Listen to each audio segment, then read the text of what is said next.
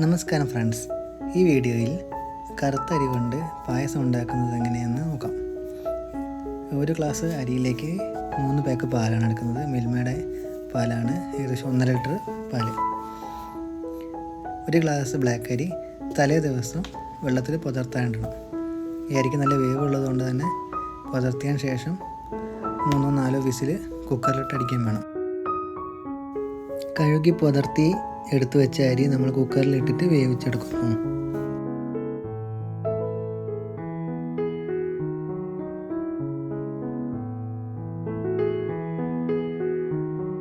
കുക്കറിലിടുമ്പോൾ തന്നെ നമ്മൾ പുതർത്താൻ ഉപയോഗിച്ചിരുന്ന വെള്ളം കൂടി ഇതിലേക്ക് ആഡ് ചെയ്യണം. ആ വെള്ളത്തിൻ്റെ മുകളിലാണ് നമുക്ക് ഈ പായസത്തിന് ആ ഒരു മുന്തിരിയുടെ കളറ് കിട്ടുന്നത്.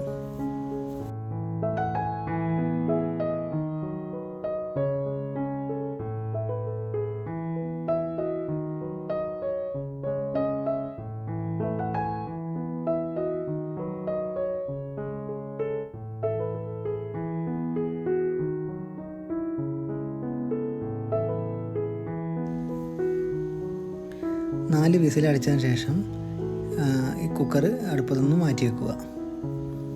കുക്കർ തുറക്കൊന്നും വേണ്ട, ജസ്റ്റ് ക്ലോസ് ചെയ്തിട്ടാണ് വെക്കുക. അതിനുശേഷം ഒരു പാത്രം എടുത്ത് അതിലേക്ക് നമ്മൾ പാല് പൊട്ടിച്ചിടുക.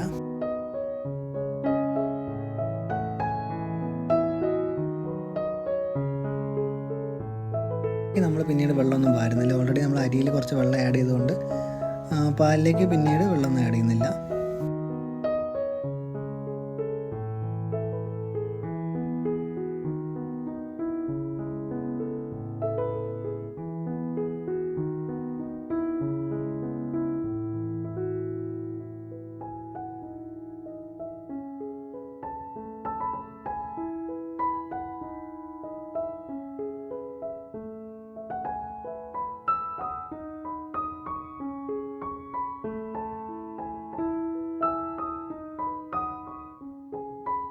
അങ്ങനെ 3 പാക്ക് പാലും പാത്രത്തിലേക്ക് പാർന്നു. ഇനി പാലൊന്ന് നന്നായി ചൂടാകാൻ വേണ്ടി വെയിറ്റ് ചെയ്യാം. പാല് ചൂടാകുന്ന സമയത്ത് നമ്മൾ ഈ തിളപ്പിച്ച് വെച്ച അരി അതിലെ വിസിൽ ഊരിയെടുക്കുക. ശേഷം കുക്കർ ഓപ്പൺ ചെയ്തതിന് ശേഷം അതിലൊരു ആവിയൊക്കെ പോകാൻ വേണ്ടി വെക്കുക. ഇനി നമുക്ക് ഈ കുക്കറിൽ വെള്ളം കണ്ടാൽ തന്നെ അറിയാം, അത് നല്ലൊരു ഡാർക്ക് മുന്തിരിയുടെ കളറായിട്ടുണ്ടാവും.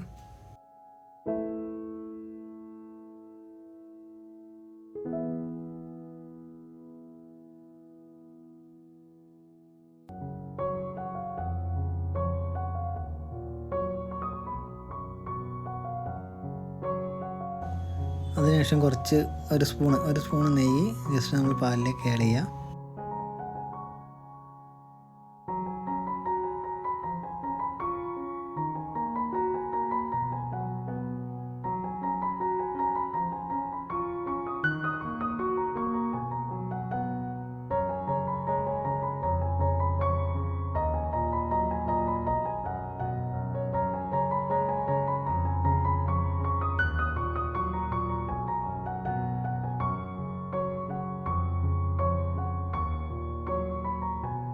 എൻ്റെ ഈ പാലിലേക്ക് നമ്മളൊരു 3-4 ഏലക്കായ എടുത്ത് ചതച്ചിട്ട് ഈ പാലിലേക്ക് ആഡ് ചെയ്യുക, ഫ്ലേവറിന് വേണ്ടിയിട്ടാണ്.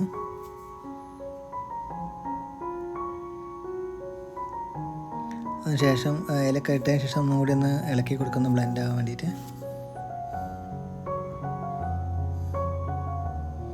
അങ്ങനെ പാൽ ഏകദേശം തിളച്ച് വരുന്നുണ്ട്. ഈ സമയത്ത് നമ്മൾ അരി തിളപ്പിച്ച വെള്ളത്തോടു കൂടി നമ്മൾ ഈ പാലിലേക്ക് ആഡ് ചെയ്യുക.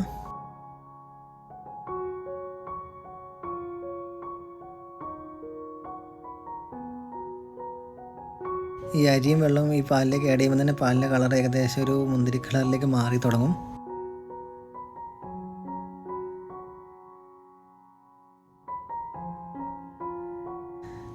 പിന്നെ ഇതിലേക്ക് നമുക്ക് ആവശ്യത്തിന് പഞ്ചസാര ഇട്ട് കൊടുക്കുക. ഈ 4 വിസിലടിച്ചാലും അരി പൂർണ്ണമായിട്ട് വേവില്ല, ഒരു ഏകദേശം വേവേ ആകുള്ളൂ. അതിനുശേഷം നന്നായി പാലിൽ കിടന്നിട്ട് ഇങ്ങനെ തിളച്ച് വെന്ത് വരണം. പാലിൽ കിടന്ന് നന്നായി വേവുമ്പോൾ ആ പാലും ഈ അരിയും കൂടി ഒന്ന് ബ്ലെൻഡ് ആവുള്ളൂ.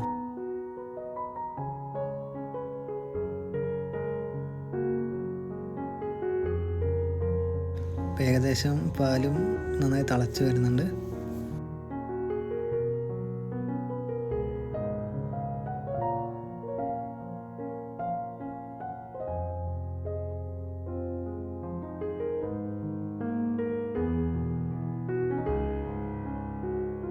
തിളച്ച് വരുമ്പോൾ കുറച്ചൊരു നെയ്യ് ഇതിലിട്ട് കൊടുക്കുക, പായസത്തിലിട്ട് കൊടുക്കുക.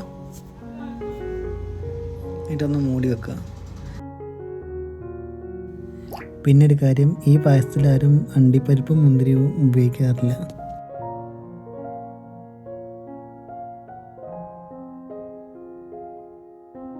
ഒരു 10-20 മിനിറ്റ് കഴിഞ്ഞിട്ട് നമ്മളതൊന്ന് തുറന്ന് നോക്കുക. തുറന്ന് നോക്കിയിട്ട് ഒന്ന് ഇളക്കിയെടുക്കുക. അന്നപ്പോഴേക്ക് ഈ പായസമൊക്കെ നല്ല അടിപൊളിയായിട്ട് കളറൊക്കെ മിക്സായി സെറ്റായിട്ടുണ്ടാവും. ഒരു മുന്തിരി കളറാണ് ഏകദേശം പായസത്തിനുള്ളത്. ആക്ച്വലി നല്ല രസമാണ് കഴിക്കാൻ. അപ്പോൾ ഓണത്തിന് എല്ലാവരും പായസമൊക്കെ ഉണ്ടാക്കി ആഘോഷിക്കുക. Thank you.